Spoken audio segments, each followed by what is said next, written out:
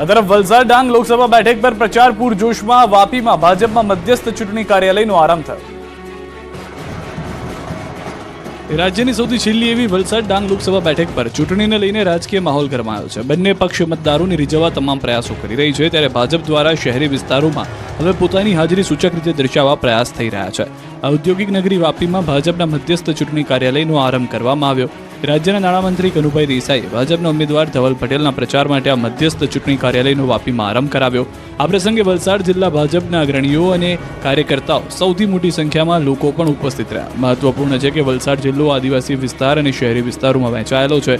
આથી આદિવાસી બહુમતી વિસ્તાર ધરાવતા જિલ્લામાં મોટાભાગે પાર્ટીઓ આદિવાસી વિસ્તારો પર વધારે જોર મૂકે છે.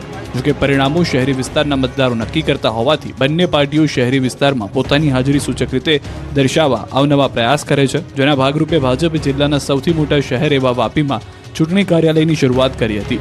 આ કાર્યાલયથી નાણામંત્રીની આગેવાનીમાં વાપી અને આસપાસના વિસ્તારમાં ભાજપના ચૂંટણી પ્રચારનું સંકલન કરવામાં આવશે અને કાર્યકર્તાઓ ઘરે ઘરે જઈ ભાજપ ઉમેદવાર ધવલ પટેલ માટે ચૂંટણી પ્રચાર કરશે. કાર્યાલયના આરંભ વખતે નાણામંત્રી કનુભાઈએ આ વખતે પણ વલસાડ બેઠક પર ભાજપ જંગી લીડથી જીતશે તેવો આત્મવિશ્વાસ વ્યક્ત કર્યો હતો. વલસાડના કપરાડામાં નકશા મુદ્દે કલેક્ટરનું મહત્વનું નિવેદન. કહ્યું, વાયરલ નકશો અને દાવા પોકાર. કપરાડા વિસ્તારમાં વાયરલ થયેલા એક નકશાએ ચર્ચાનું બજાર ગરમ કર્યું. વાયરલ નકશામાં કપરાડા વિધાનસભા મત વિસ્તારમાંથી સરકાર દ્વારા મોટી નહેરનો પ્રોજેક્ટ લાવવામાં આવી રહ્યો છે અને આ વિસ્તારમાંથી રેલવેની લાઇન પણ પસાર થવાની હોવાનો એક નકશા સાથે દાવો કરવામાં આવી રહ્યો હતો. જો કે આ સમગ્ર મામલે તપાસની માંગ થઈ હતી. આ દરમિયાન કલેક્ટરે આ મામલાને ગંભીરતાથી લીધો અને જણાવ્યું કે વાયરલ થયેલો નકશો અને દાવા બંને ખોટા છે. લોકોને ભ્રમિત કરવા સોશિયલ મીડિયામાં અફવા ફેલાવવામાં આવી રહી હોવાનું કલેક્ટરે જાહેર કર્યું. તેઓએ લોકોને એવી પણ અપીલ કરી કે આ નકશાને સાચો માનીને લોકો ભ્રમિત ન થાય. મહત્વનું છે કે નકશો વાયરલ કરીને એવો પણ દાવો કરવામાં આવ્યો હતો કે રેલવે અને નહેરને કારણે આજે હજારો આદિવાસીઓના ઘર અને જમીન સંપાદન કરવામાં આવશે.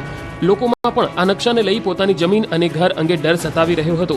આ નકશા મુજબ માત્ર લોકો જ નહીં પરંતુ ધારાસભ્ય જીતુભાઈ ચૌધરીનું ઘર અને જમીન પણ જઈ રહી હોવાનો દાવો થયો હતો. વિવાદ વધતા કપરાડાના ધારાસભ્ય જીતુભાઈ ચૌધરીએ આ મામલે વાયરલ કરવામાં આવેલા નકશો અને દાવાઓ ઊંડાણપૂર્વક તપાસની માંગ કરી.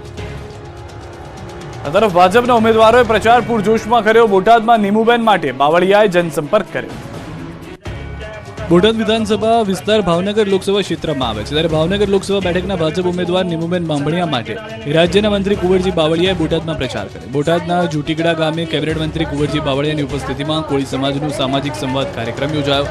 કાર્યક્રમમાં કોળી સમાજના આગેવાનો કાર્યકરો જોડાયા અને તમામને નીમુબેનનું મત આપવા બાવળિયાએ અપીલ કરી. મહેસાણામાં કોંગ્રેસ લોકસભાના ઉમેદવાર બાદ ભાજપના ઉમેદવાર પણ ભુવાજીના આશીર્વાદ લેવા પહોંચ્યા. મરૂન રંગના જબ્બામાં જે ભાઈ છે તે સામાન્ય નાગરિક નથી, પરંતુ મહેસાણા લોકસભા બેઠકના ભાજપના ઉમેદવાર હરિભાઈ પટેલ છે. હરિભાઈનો આ વિડીયો સોશિયલ મીડિયા પર વાયરલ થઈ રહ્યો છે. તેમણે મહેસાણાની શ્રીપાલ સોસાયટીમાં માતાજીના રમેલમાં હાજરી આપી હતી અને ભુવાજી પર પુષ્પવર્ષા કરી તેમના આશીર્વાદ પણ લીધા હતા. બીજી તરફ વાત તો એવી ચાલી રહી છે કે નેતાજી હવે ચૂંટણી જીતવા ભુવાજીના શરણે પહોંચી રહ્યા છે. ક્ષત્રિય ઠાકોર સમાજના કાર્યક્રમમાં જોવા જેવી થઈ ગઈ જાહેર મંચ પર ભાજપ કોંગ્રેસના નેતાઓ.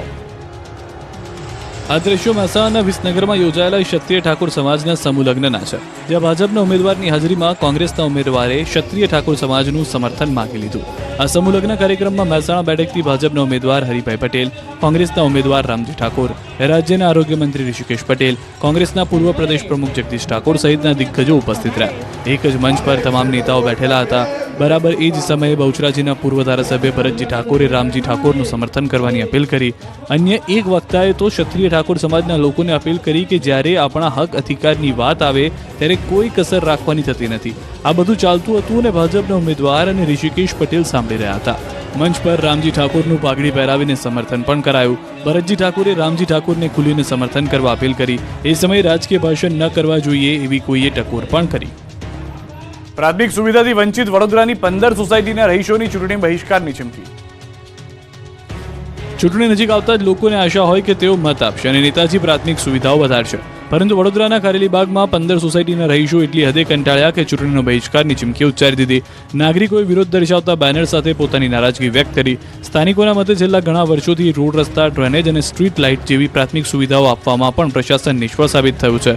જનતાના જે પ્રતિનિધિઓને આજ દિવસ સુધી મત આપ્યા તેના બદલે કંઈ જ ન મળ્યું. રોષે ભરાયેલા સ્થાનિકોએ કહ્યું કે વોટ વેડફવા કરતાં ચૂંટણી બહિષ્કારનો માર્ગ યોગ્ય છે. જ્યાં સુધી મ્યુનિસિપલ કમિશનર લેખિત બાંહેધરી નહીં આપે ત્યાં સુધી આંદોલન યથાવત રહેશે. મહત્વનું છે કે આ વિસ્તાર વિસ્તારમાં લોકો રસ્તા, ડ્રેનેજ, સ્ટ્રીટ લાઇટ સહિતની સ્થાનિક સુવિધાઓથી વંચિત છે. દર વખતે ચૂંટણી આવે અને અહીંના લોકોને આશા જાગી કે હવે તો સુવિધા મળશે જ, પરંતુ આ વખતે તો તેઓ ચૂંટણી પહેલા જ ધુઆપુઆ થયા અને મતદાન નહીં કરીને ચૂંટણી બહિષ્કારનો માર્ગ અપનાવ્યો. ચૂંટણીને લઈને અમદાવાદમાં તૈયારીઓ પૂરજોશમાં. મતદારના માટે 26 લાખથી વધુ શાહીની બોટલો તૈયાર કરાઈ. આગામી 7 મેના રોજ ગુજરાતમાં યોજાવાનું છે મતદાન, જેને લઈ અમદાવાદ જિલ્લા વહીવટી પ્રશાસને તમામ તૈયારીઓને આખરી ઓપ આપવાનું શરૂ કરી દીધું છે. ત્યારે આજે આપને અમે મતદાન પહેલા આંગળી પર લગાવવામાં આવતી સ્યાહી વિશે જણાવીશું. શું તમે જાણો છો કે આ સ્યાહીનો ઉપયોગ કેમ કરવામાં આવે છે? આ સ્યાહીની શું વિશેષતાઓ છે? બોગસ વોટિંગ ન થાય તે માટે અવિલોપ્ય સ્યાહીનો ઉપયોગ કરવામાં આવે છે.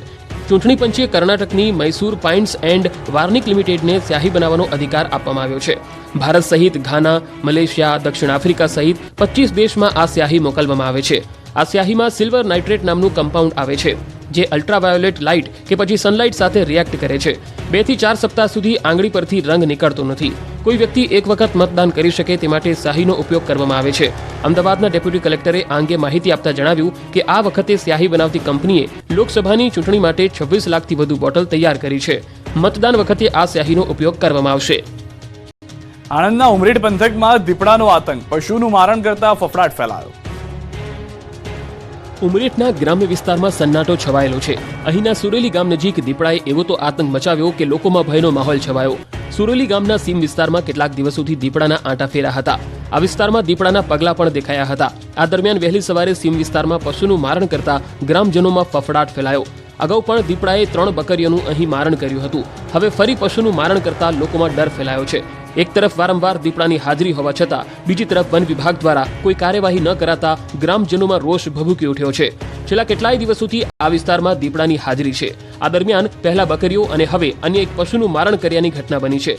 પશુઓનું મારણ કરતા અહીં પશુપાલકો પોતાના માલઢોરને ઘરમાં જ રાખવા મજબૂર બન્યા છે. દીપડાના ડરથી ખેડૂતો ખેતરે જતા પણ ડર અનુભવી રહ્યા છે. સુરેલી ગામ અને આસપાસના વિસ્તારના સ્થાનિકોએ દીપડાને પાંજરે પૂરવા વન વિભાગને અપીલ કરી છે. પાણીની પાઇપલાઇનમાં ભંગાણ સર્જાતા સુરેન્દ્રનગરના રસ્તા પર પાણી લોકોમાં ભારે રોષ. એક તરફ લોકો પાણી માટે ટળવળે છે, ત્યારે બીજી તરફ સુરેન્દ્રનગરમાં ભર ઉનાળે ચોમાસા જેવો ઘાટ ઘડાયો. અહીં પાણીની પાઇપલાઇનમાં ભંગાણ થયું અને રસ્તા પર પાણીનો વેડફાટ થયો. સુરેન્દ્રનગર બસ સ્ટેન્ડ નજીકના આ દ્રશ્યો છે. મોડી રાત્રે પાઇપલાઇનમાં ભંગાણ થતા રસ્તા પર પાણી ફરી વળ્યા. સુરેન્દ્રનગર વઢવાણ રોડ પર આવેલા બસ સ્ટેન્ડ નજીક પાઇપલાઇન તૂટી જતા હજારો લીટર પાણી રસ્તા પર વહી ગયું. બસ સ્ટેશન પરના મુખ્ય રસ્તા પર તેમજ નજીકમાં આવેલ પેટ્રોલ પંપમાં પણ પાણી ઘૂસી ગયા હતા. શહેરના મુખ્ય રસ્તા પર પાણી ફરી વળતા રાહદારીઓ અને વાહન ચાલકોને હાલાકી ભોગવવી પડી. એક તરફ શહેરના અનેક વિસ્તારમાં અનિયમિત અને અપૂરતા પાણી વિતરણની ફરિયાદ અને બીજી તરફ હજારો લીટર પાણીનો વેડફાટના આ દ્રશ્યો. પાણીનો વેડફાટ થતા તંત્ર સામે લોકોમાં રોષ ભભૂકી ઉઠ્યો. કેપિયાઓએ દારૂ છુપાવવા અપનાવ્યો યુનિક આઈડિયા, પણ પોલીસ પાસે ફાવ્યા નહીં. નશાનો વેપલો કરતા બુટલેગરો ફરી બેફામ બન્યા. રાજ્યમાં દારૂ ઘુસાડવા માટે બુટલેગરોએ એવું બીજું દોડાવ્યું કે પોલીસ પણ માથું ખંજવાળતી રહી ગઈ. પોલીસથી બચવા પેટ્રોલના ટેન્કરમાં દારૂ છુપાવ્યો. ચોંકાવનારા આ દ્રશ્યો જુઓ. પોલીસના ખતરાથી બચવા ખતરા ભરેલા ટેન્કરનો ઉપયોગ કરાયો. લાપરવાહીએ સુરક્ષા ભલી લખેલા ટેન્કરમાં લાખોના દારૂની હેરાફેરી કરતા હતા. દારૂ લાવનારે દારૂ છુપાવવા માટે અનોખી રીત વાપરી હતી, પરંતુ બુટલેગરોની તરકીબ જિલ્લા એલસીબી આગળ ફેલ થઈ ગઈ. મંજુસર પાસેથી પોલીસે દારૂના જથ્થા સાથે ટેન્કર જપ્ત કર્યું, જેમાંથી એલસીબીએ વિદેશી દારૂ, ટેન્કર મળી કુલ 45 લાખ ઉપરાંતનો મુદ્દામાલ પકડી પાડ્યો. દારૂના મોટા જથ્થા સાથે ડ્રાઈવર પણ પકડાયો. આ ટેન્કર વાપીથી નીકળ્યું હતું અને જામનગર ડિલિવરી કરવાની હતી. રાજ્યના કેટલાક વિસ્તારોમાં તોફાની તત્વો બેફામ બન્યા. ગાંધીનગરમાં એલસીબી જવાન પર હુમલો કર્યો. ગાંધીનગરમાં અસામાજિક તત્વોએ રીતસરનો આતંક મચાવ્યો. ગાંધીનગર એલસીબીમાં ફરજ બજાવતા કર્મી પર હુમલો કરી દેતા ખળભળાટ મચી ગયો. અજાણ્યા 2 શખ્સોએ હુમલો કરતા એલસીબી 1ના રાજવીરસિંહ યાદવ ઘાયલ થયા. રાજવીરસિંહ પોતાના 2 મિત્રો સાથે રાત્રે કલોલ સિંદબાદ હોટલ પાસે ઊભા હતા, ત્યારે આ લોકોએ અચાનક જ હુમલો કર્યો હતો. અજાણ્યા 2 શખ્સોએ આવીને છરીના ઘા માર્યા હતા. રાજવીરસિંહને ડાબા હાથે, પીઠમાં તેમજ માથામાં ઈજા પહોંચી હતી. આ તરફ પોલીસે હુમલામાં સીસીટીવી મેળવી આરોપીઓને પકડવા ચક્રો ગતિમાન કર્યા છે. આ તરફ પંચમહાલના કાલોલમાં ડીજેને લઈ બબાલ થઈ. કાલોલના સણસોલી ગામે વરઘોડામાં ડીજેના માઇકમાં અપશબ્દો બોલતા હોબાળો થયો, જેમાં લોખંડની પાઇપ મારતા 3 લોકો ઇજાગ્રસ્ત થયા. ઇજાગ્રસ્તોને મોડી રાત્રે કાલોલ રેફરલ હોસ્પિટલ ખસેડાયા હતા. રસ્તા પર જીવના જોખમે મુસાફરી કરતા લોકો હજુ પણ સુધરતા નથી. વડોદરા શહેરમાં જોખમી સવારીનો વધુ એક વિડીયો વાયરલ થયો. બાઇક હંકારતા પિતા પોતાની દીકરીનો જીવ જોખમમાં મૂકી રહ્યા હોય એવા દ્રશ્યો સામે આવ્યા. દ્રશ્યોમાં જોઈ શકાય છે કે નાની દીકરી જોખમી રીતે બાઇકમાં સવાર છે. જો દીકરી બાઇક પર બેલેન્સ ગુમાવતા હોય તો દુર્ઘટના સર્જાય તેવી શક્યતા અને સ્થિતિ જોવા મળી. પિતાની પોતાના સંતાન સાથે આવી જોખમી સવારી કેટલી યોગ્ય એવા અનેક સવાલ ઉભા થઈ રહ્યા છે. કલોલમાં બેફામ વાહન ચાલકે મહિલાને ટક્કર મારી 4 દિવસમાં ત્રીજો અકસ્માત થયો. ગાંધીનગર કલોલમાં વાહન ચાલકો બેફામ બન્યા. રોડ ક્રોસ કરતી મહિલાને વાહન ચાલકે ટક્કર મારી દીધી. વાહનની ટક્કરે મહિલાનું ઘટના સ્થળે જ મોત નિપજતા ચકચાર મચી ગઈ. અજાણ્યો વાહન ચાલક ટક્કર મારી ફરાર થઈ ગયો. છતરાલ હાઈવે પર સિંધબાદ ચોકડી પાસે અકસ્માતની આ ઘટના બની. મહત્વનું છે કે કેટલાક દિવસોથી આ વિસ્તારમાં અકસ્માતની ઘટના વધી રહી છે. કલોલ છતરાલ હાઈવે પર 4 દિવસમાં ત્રીજો અકસ્માત છે. આ જ હાઈવે પર 4 દિવસમાં 3 લોકોના મોત નીપજી ચૂક્યા છે. આ તરફ વડોદરાના અકોટા બ્રિજ પર સર્જાયેલા અકસ્માતના મામલે આરોપીની પોલીસે